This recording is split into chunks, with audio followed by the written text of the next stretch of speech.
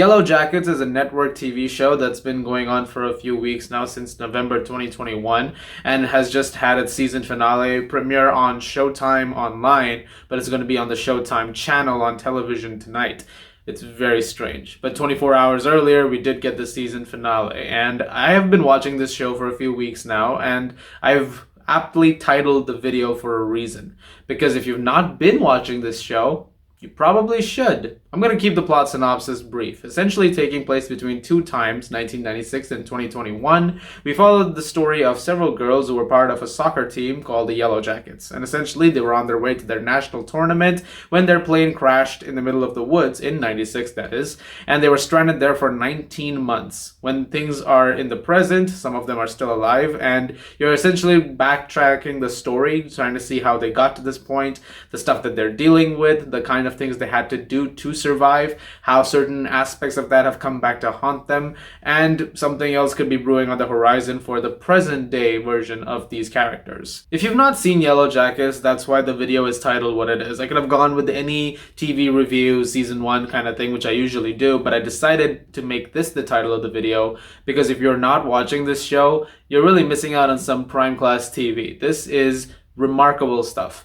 Especially if you're a fan of like horror, because there is a lot of horror in this. It's a very creepy and very unnerving show that essentially follows these girls as like they're stranded for months and months and how they're essentially dealing with that and the terrible things that are consistently happening to them on a daily basis and how they get worse and worse with each passing day. And of course, part of you is thinking, well, obviously some characters made it out because in the present day we're dealing with adult versions of them. And I'll talk more about that part later. But essentially speaking, when you go back, which is a lot of the times, and you're seeing the younger versions of these characters essentially tell their stories and how each of them is just trying to make it, it is absolutely riveting television. And even though you know, like I said, some of their fates, everyone else you know is may be dead or alive. You're not exactly seeing them in the show as of yet.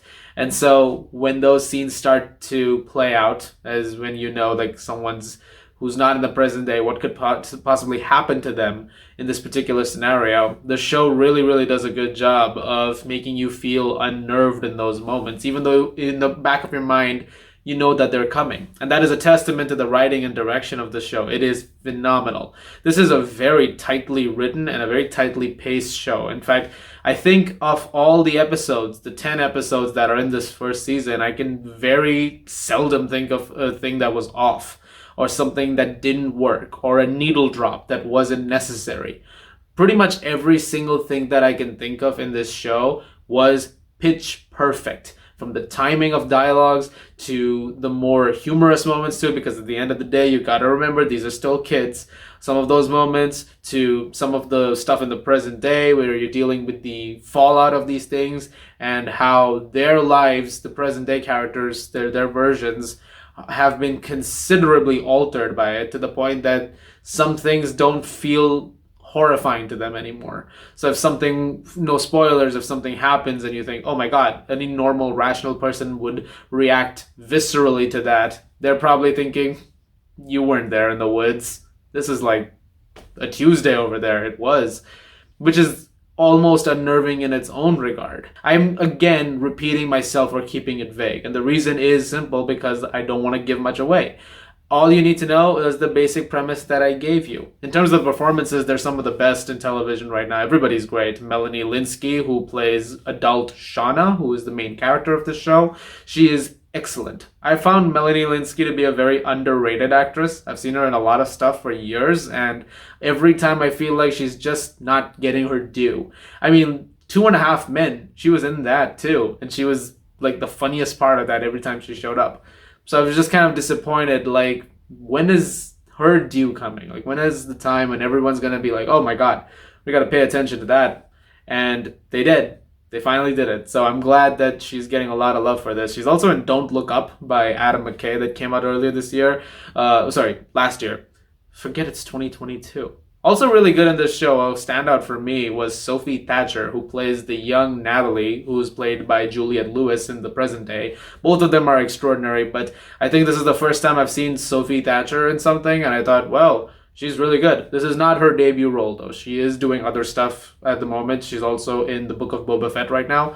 And I think she's excellent in this. This was a really great performance from her. Ella Purnell, who plays a character named Jackie, who was in the woods, who we don't see in the present day because reasons. I thought she was really great as well. And Sophie Nélisse, who plays the young Shauna, was really great too. The character of Taissa, played by Jasmine Savoy Brown, is also really good in this. If you don't know who she is, she's in the new Scream movie, which I haven't seen yet. In case you're wondering where that review was, I'll get to it. I'm so sorry. I've been a little busy.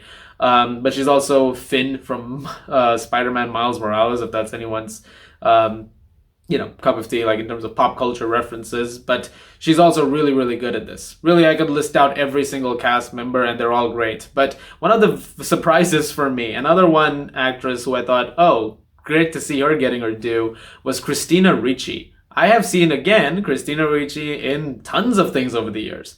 But again, I've just been waiting for that star-making moment where they're like, everybody, can you please understand that you've been, like, overlooking this person for so long? And this show is definitely a beacon for that. She is excellent in this, and she's very darkly funny, too. And her character has so many different layers, and as it goes on, it just gets even bizarre, like, and more bizarre-like in nature. That's all I'll say it as. It is a gorgeous looking show as well. The cinematography is off the charts. Every shot is just very meticulously crafted.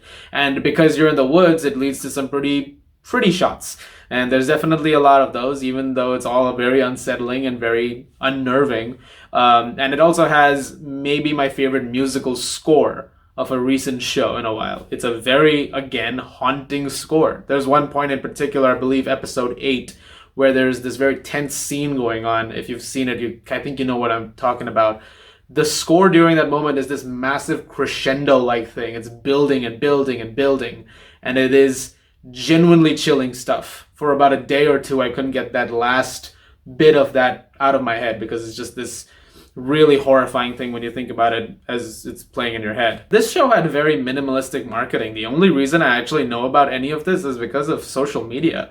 I follow a lot of critics on like Instagram or Twitter and some stuff like that, and vice versa. And so a lot of them were telling me, you gotta watch Yellow Jackets, you gotta watch this, you're gonna love it, you're gonna love it. And I go, okay, I'll get to it, I'll check it out. And now that I've seen it, I can very much understand where all of them are coming from. So I wanted to use this as a PSA. Like, if you haven't seen it, if you have, great, and I want to know your thoughts in the comments below. But if you've not, please go check it out. This is a damn good show.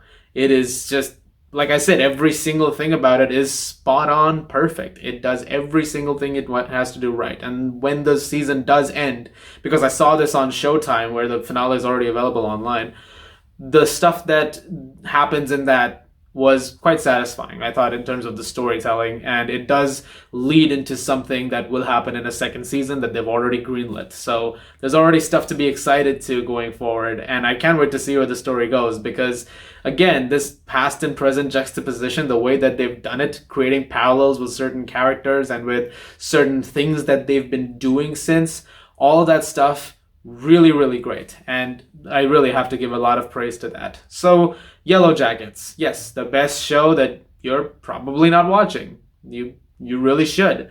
Guys, thank you very much for watching this video. I hope you guys enjoyed. I'm not going to give a grade traditionally, but if you can go by what I've been saying, I think you can guess what I want to give this thing. But yes, definitely let me know your thoughts on Yellow Jackets if you plan on checking it out. As always, if you like this, guys, please do subscribe. I'll have some more reviews out for you guys very, very soon, and I'll see you guys in the movies.